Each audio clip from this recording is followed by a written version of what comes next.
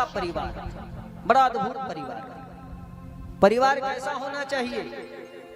कोई आपसे पूछे कि परिवार कैसा हो, तो कह देना परिवार शिव के परिवार जैसा हो। किसके जैसा होना चाहिए? दुनिया में एक ही परिवार है जिसकी पूजा होती है, और वो है शिव परिवार। बाकी दुनिया में किसी भी परिवार की पूजा नहीं होती। राम की पूजा हुई पर राम के परिवार की पूजा नहीं हुई।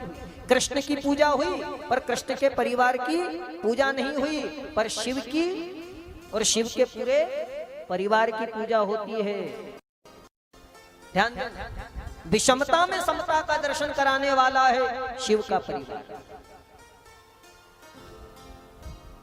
अनेक तरह के भेद हैं, मतभेद हैं, सब एक दूसरे के दुश्मन हैं शिव के परिवार में, फिर भी साथ में रहते हैं।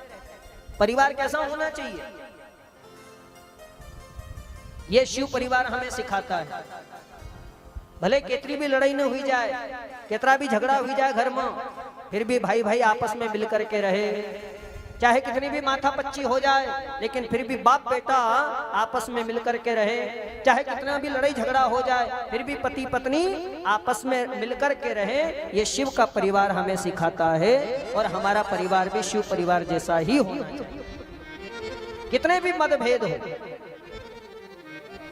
एक बात मैं निवेदन करूंगा शिव पुराण के माध्यम से कि परिवार में मतभेद हो वो चलेगा, पर मन का भेद नहीं होना चाहिए। कौन सा भेद नहीं होना चाहिए? मन का भेद, मतभेद हो।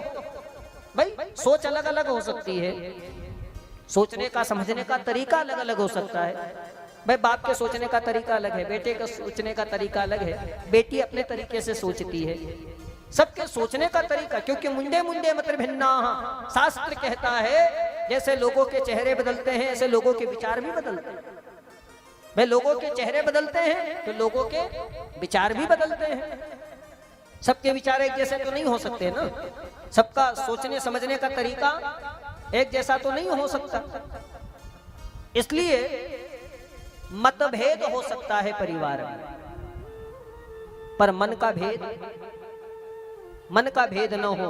जिस दिन मन का भेद चालू हो गया, उस दिन तुम्हारा पूरा परिवार बिगड़ जाएगा, पूरा खानदान बर्बाद हो जाएगा, ये पक्की बात है। इसलिए मन का भेद नहीं होना चाहिए।